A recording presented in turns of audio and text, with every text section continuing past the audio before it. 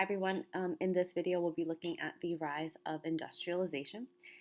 So let's look at a couple of key factors that led to the rise of the factory systems and everything else that you've probably learned about in regards to the Industrial Revolution in your American Studies classes. All right, so one of the first causes of the rise of industrialization is the mechanization of agriculture, right? That leads to the first wave of the Industrial Revolution, right? So we know that Europe, which will be the kind of the first round of industrialization. We know that Europe has been going through a scientific revolution, and so some of that science will be applied to agriculture because we want to make it easier to grow more food. So, scientific inventions such as Jethro Tull's seed drill, shown here, will lead to the mechanization of agriculture, right? And you don't need to know every single invention of this era, but knowing a couple examples and their effects is key. So the seed drill essentially takes the idea of planting seeds and mechanizes it in a pretty simplified way, right? So rather than have a whole crew of people going down a field and using tools to kind of pierce the ground and plant a seed individually, now we have a machine that can do this. So machines like the seed drill will lead to higher crop yields because it's faster, right, to do this process. Higher crop yields means a larger population. But then we have the other side of all of this, which is what do we do with all these people that we no longer need for farming? Because now we need fewer workers, but those people need to have work, right? At this point, we've gone through a financial revolution. And by this point, it's harder and harder to simply barter to meet your family's needs. You need cash in order to pay your rent and pay your taxes, right? So every sector of European population needs money, right? And once we can no longer make money off of our crops and off of farming, we need other forms of work. So this is the first phase of the Industrial Revolution, which in one way is good because we have more food, but on the other side, we are creating a jobless population that will need to move to find other forms of labor. The other part of the agricultural industrial revolution is the legislative part. So, beginning in the 1600s, England begins to pass the Enclosure Laws. And the initial idea behind this was to actually help farmlands because the open field farming systems, which is what was employed in England before this, was good in that, it helped to grow crops. But there were a few issues, one of which was cattle roaming. And since there were no fences, which essentially the enclosure movement required people to wall up their fences. So their three field systems, you would have to wall up your fields in a way that marked your territory, first off, but also prevented your cattle from roaming off of your grounds and destroying your neighbors' fields. Also, by creating these new walled farms, it was supposed to improve drainage somehow. I don't understand how, but that was the intention behind it, right? So that's the idea behind enclosure, and they begin to enforce these rules, like I said, in the 1600s. But the problem with this is that it was expensive. And if you were a poor farmer, this was actually very difficult to do. So you couldn't afford the fencing, right? It would require the labor to put up the fencing, especially if you had a decent amount of land. You would also need teams of oxen now to work some of these machines, and you just couldn't afford that. Also, at this point, they really begin to nail down who owned what, and so forests were now claimed by certain nobility or other groups of people. So you couldn't just grab random wood right from the forest. You'd have to buy it. So everything gets really, really expensive. So if you're a poor farmer, you don't have a lot of choices here. Most poor farmers will be forced to sell their small farms to larger landowners, and they might stay on that land and pay rent to that landowner or essentially become like a tenant farmer on that larger farm. But also at some point, those farmers are no longer needed because we've mechanized so much labor. So the other option is to leave, right, and go to places that have a need for workers, which of course will be the cities as we see cities grow and factories become the heart of those cities, and of course those factories will need workers, right? So the mechanization of agriculture while helping humanity in the long run in terms of providing more food, will create a new type of poverty and a new type of working class that did not exist before. Right. So ultimately, as I said, Europe is the kind of the beginnings of the Industrial Revolution. But England specifically is the starting point of the Industrial Revolution, right? So the question is always why? Why England? It's pretty impressive what England's able to do in this era, considering how small of a nation it is. And yet it takes over like the whole world. We know it becomes like the most powerful European nation in this era, right? So why England? Right. So as we said, enclosure begins this process. But England has a couple other things. It really has all the means of kind of production, all the factors that lead to an industrialized nation. Right. So first off, we now have this manpower. We now have all these working families that are looking for work, that need to be employees of some sort of factory or whatever way that they can make money. But also, now, Europe doesn't have resources in terms of cotton or other kind of fine products that they can turn into sellable goods. But it has the resources to fuel factories. England has huge resources and huge stockpiles of coal. And even when oil comes into play, coal is the cheapest and thus the most prolific fuel for the Industrial Revolution. Right? It's still a main fuel of factories throughout the world, namely China. So England has a great deal of that. England also has a great deal of water, which kind of sounds obvious considering it's an island, right? So the port cities are one thing, because once you begin to create goods, we have all these port cities by which we can ship our stuff out to the rest of the world. England's also perfectly located in that it can ship out its produced goods. It can go, west to go to the United States. It can go east to go to the rest of the United States. To Europe. And of course, it can easily get to Africa in order to get resources to put into their factories. But also the river systems. There's so many rivers throughout England, and the rivers will be used as essentially like hydroelectric power for the factories to fuel those. We also know that England has had a long-term history of joint stock companies. And so England does have a pretty sizable middle and kind of upper class that has money and they are ready to invest. All right, and this sizable population of investors means we can easily pull from their resources to start these factories. And so we have this kind of decentralized, open economy that is ready to industrialize, right? So England will be the centerpiece of that. And we're not going to go super in depth with a lot of the effects of the revolution in terms of city to city, but apply what you know about the Industrial Revolution that you learned in the United States. All of that applies to all the places that we'll learn about. So we know the pollution issues, right? We know the dense living stuff, which some of that we'll talk about. So connect all of that to what you've learned in American Studies. All right, so there are three phases of industrialization in this era. So phase one is England, right? England will be the first to industrialize for all the reasons that we said. And then after that, we see the United States will pick up industrial practices, as well as other parts of Western Europe, namely Germany. Germany will be huge in the industrial process, France, Belgium, and some others. And then phase three will be Russia and Japan. We'll see they have a different path to industrialization, but by the time we reach the early 1900s, these regions of the world will be highly industrialized. And we will see that, of course, that means they'll be the most powerful, they'll have the greatest militaries, and these will be the nations that will have the most imperial activities, right? Because you need an industrialized economy, you need an industrialized military to be able to take over other places.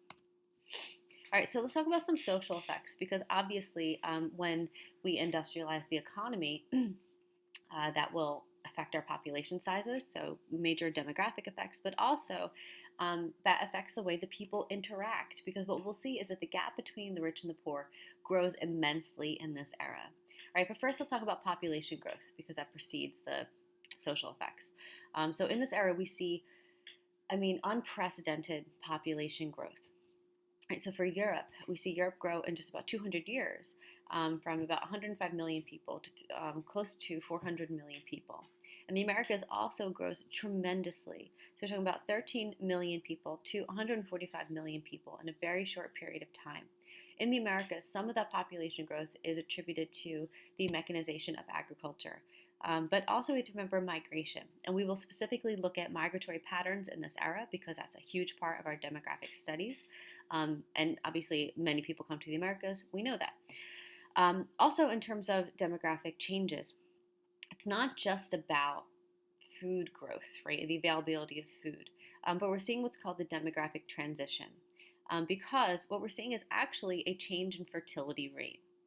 Earlier in history, throughout most of history, humans showed a high fertility rate, and meaning that they had a lot of babies in their lifetime.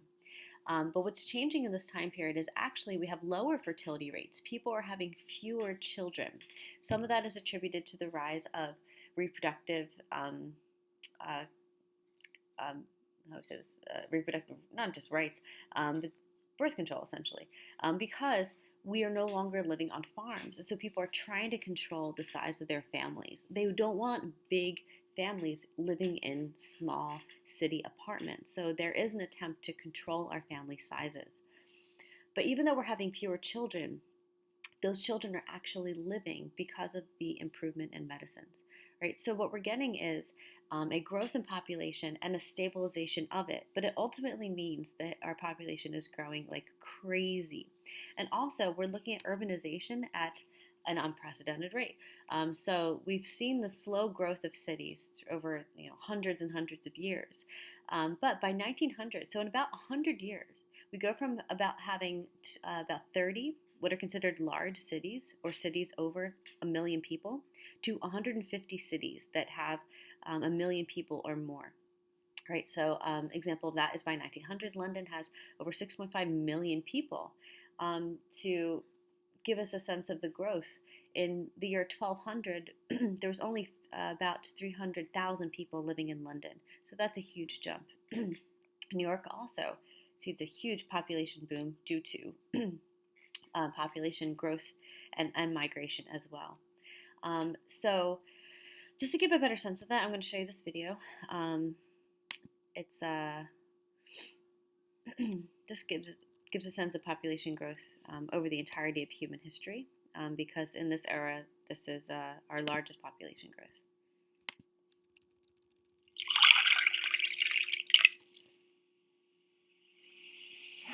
A 1,000 years ago, there were only 1/3 of a billion people, but we were multiplying.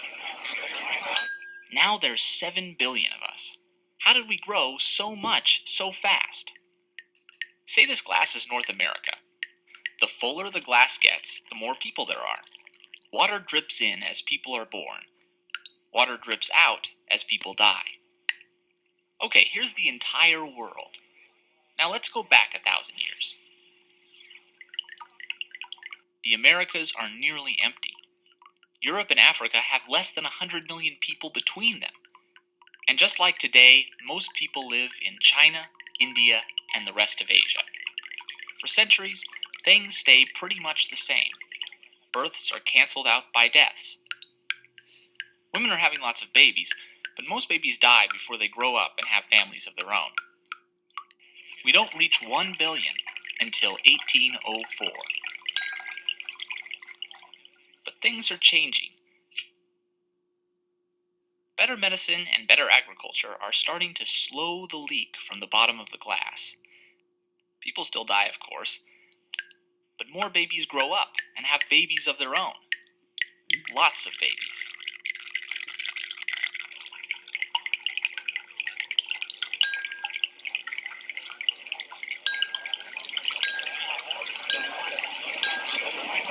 We've grown from 1 billion to 7 billion, and it only took 200 years. Will we keep going like this? Probably not. The UN says we'll level out at 10 billion by the end of the century. So as we continue to grow from 7 billion, the question is, can the world hold that many people? Experts can't agree. It all depends on how well we manage our food, water, and energy. Right, so that video, I think, is a pretty good illustration, even though it makes me need to go to the bathroom, of looking at our population issues, right? And that when we look at this time period, I think it's easy to look back at it from a very modern viewpoint and question some of the social philosophies that arose in this time period, which include Malthusian ethics, which we'll talk about, or even communism. But to me, if you think about living in this time period and how revolutionary and kind of crazy it was, all those philosophies begin to make sense. And that, depending on the experience that you had, if you were a factory owner, right, that was very privileged versus being one of these poor people living in the squalors of a city, then I think every one of those perspectives makes a lot of sense, right? There was so much kind of trauma and change happening in a short period of time, right? So with this extensive population growth, we're having an issue in that, yes, industrialization is creating more resources than ever, but they're not making enough resources. So the question is, what happens when population outpaces the resources, right? We're seeing extreme poverty, extreme homelessness, death via disease, and just general want happening. And so we'll get further into some of these concepts, but at the very least wanted to introduce these conflicts and these philosophies that are rising, right? On the one hand, we'll have some people, like the communists and the socialists, who say that government needs to provide solutions for this, right? They need to provide comfort and resources and housing and education for these lower classes, so that suffering doesn't exist at these high rates. But on the other side, you have philosophers like Thomas Malthus, and he'll introduce Malthusian ethics, which pretty much says, like, sucks to be poor, sorry, like, nothing we can do about this. Such as this quote: "It has appeared that from the inevitable laws of our nature, some human beings must suffer from want. These are the unhappy persons who, in the great lottery of life, have drawn a blank." Right? That essentially, in this process of industrialization and the change happening, these people will simply have to suffer, right? In order to make an omelet, you got to break some eggs, and these, unfortunately, are the people that must suffer. So, we'll get further into these things, right? But it's unavoidable, the changes that have happened socially, demographically, environmentally.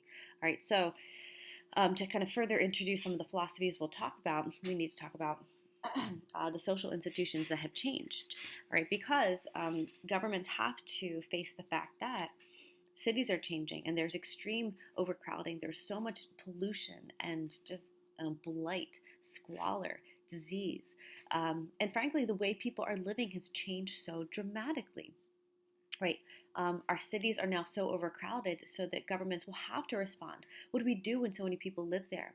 Right, and we start to see governments begin to invest in things like sewage. Right? Victorian England is so interesting to me because they're supposed to be the centerpiece of the world and supposed to be the civilizing force, right, of the whole globe. And yet, when you look at Victorian England, it was disgusting.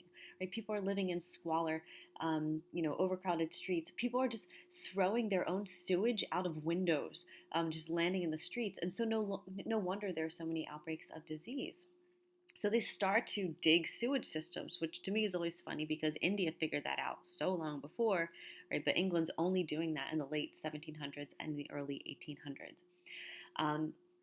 Another thing that's attributing to just kind of general global, like, psychological depression is the fact that this is the time period when humans begin to change their behavior to look a lot like the way that we live now.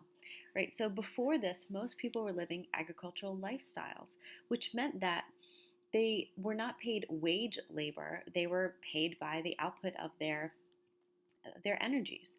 And also they lived by the seasons, right? So people didn't live by the clock, right? They rose when the sun came up and they worked until the sun came down. This also meant that there would be naturally determined times of break, right? So you got to rest when it was dark out. And also, people would get a whole season off. So even though you might not want to take a vacation or to take your time off during the winter, people didn't really work in the winter months, right? So, because there was nothing to do, your farms would have been, under frost. All of your crops were already harvested. So people got to rest in the winter. So it was always a period of rest that people could have.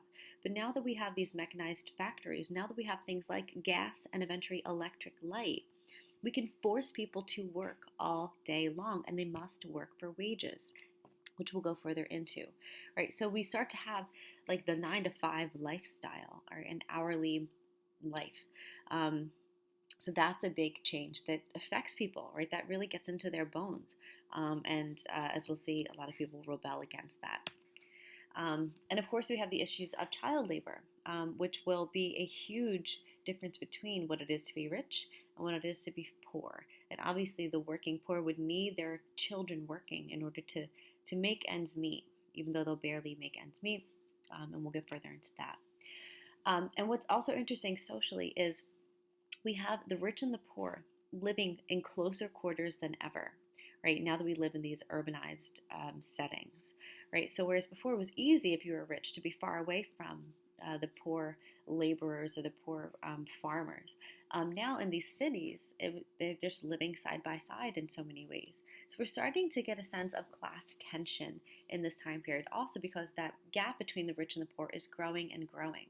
As we mentioned in terms of China, right? Once you start to require that your poor pay their taxes in cash, right, in actual money, versus being able to barter your way out of bills, it creates a type of poverty that didn't exist before, right? So the poor are poorer than they've ever been, but the rich are richer than they've ever been, because they are making so much money off of the poor, and how little they have to pay them, right? But like I said, they're living so close by each other that there's almost a pressure to make sure that you're not confused with the poor, that if you're rich, you really want to proclaim your privilege. We're seeing the growth of extreme rich culture. So whether that's via the way that they dress, so this is looking at kind of the growth of European, or the changes in European fashions. And kind of by the time we reach the 1900s, it's all about the corsets and like highbrow Victorian clothing. Even in their sporting, right, we see the rich flaunting their richness. So things like fox hunting. In order to fox hunt, right, you need a whole trove of beagles that have been bred and raised and trained, right, to help you fox hunt. You need these thoroughbred horses, which are obviously a sign of your wealth. Only the rich could afford horses like that. And this idea that you're hunting for sport rather than hunting to meet your dietary needs is such a show of that. Also, we start to see cities and the rich begin to show off their wealth in a collective way. So starting in the late 1800s, we see the rise of the World's Fairs movement, in which these industrialized cities, every so many years, begin to hold these World's Fairs to show off just how cultured and rich their cities are.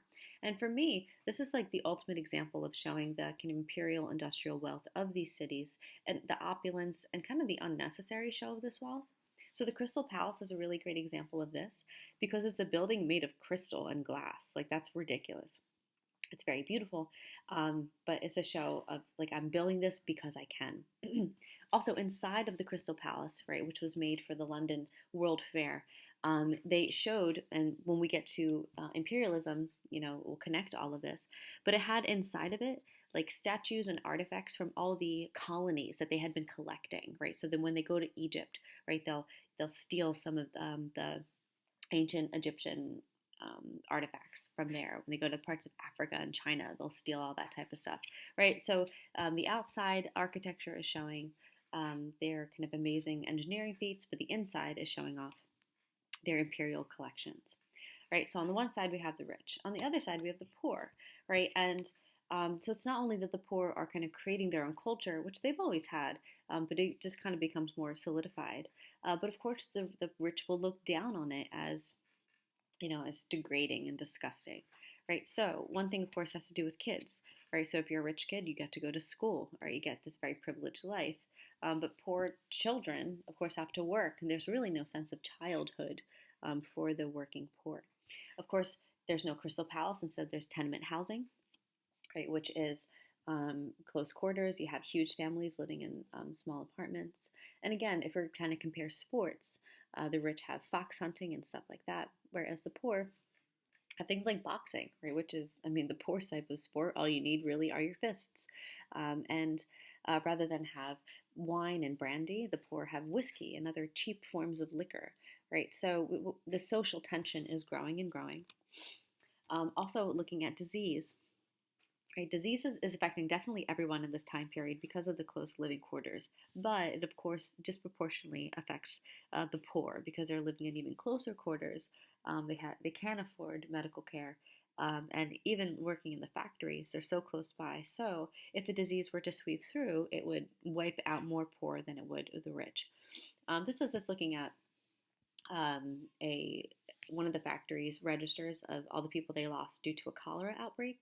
And cholera is absolutely transferred via, air and waterborne. It's an air and waterborne disease. So if there is not good sanitation, if there's a lot of waste in the water, it will just hurt everyone who comes into contact with that. Right, so this is looking at that, and you can see there are certain families that were disproportionately affected, and the when someone gets sick versus their death. I mean, some people it was a matter of hours. Such poor Mary Brown that dies in the same day as she starts to register her illness, and so it's just higher rates. And again, all of this is just piling on social tensions, which will affect social philosophies. Another interesting thing is looking at the rise of prostitution. We know that prostitution has always existed, but we see higher and higher rates of women turning to prostitution because we have to pay our bills. Like I said, always prostitutes, but at least according to Victorian studies, there are more prostitutes than ever, and those prostitutes were met with more disdain and judgment in this era than ever before. These are pictures of women from actually a higher class brothel. They wouldn't have been street girls necessarily.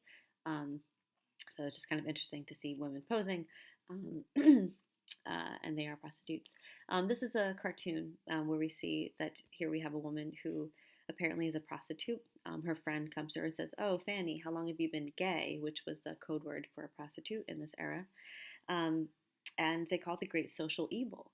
Right, so these women are turning to prostitution because they have to pay their rent and other bills, yet they're met with this amount of judgment. Also, interestingly, this is the front page of from Police News, which is talking about Jack the Ripper. Right, so just kind of an example, and we see these things today. Jack the Ripper, who is a famous serial killer, was killing a lot of prostitutes, and the public only really began to care when he killed a non-prostitute or this upper class woman, and then all of a sudden there was this big chase to find him. So just kind of highlighting that the working poor and prostitutes were seen as expendable, right? Nobody cared about them, but the moment that Jack the Ripper killed an upper class woman, the whole city was up in arms. So as I said, so much of the Industrial Revolution and the changes to the population are going to lead to serious social philosophical changes, right? So in our next lessons, we'll begin to look at those things, right? What is the classical liberal response to industrialization? What is the classic socialist response? And everything in between. All right, until then.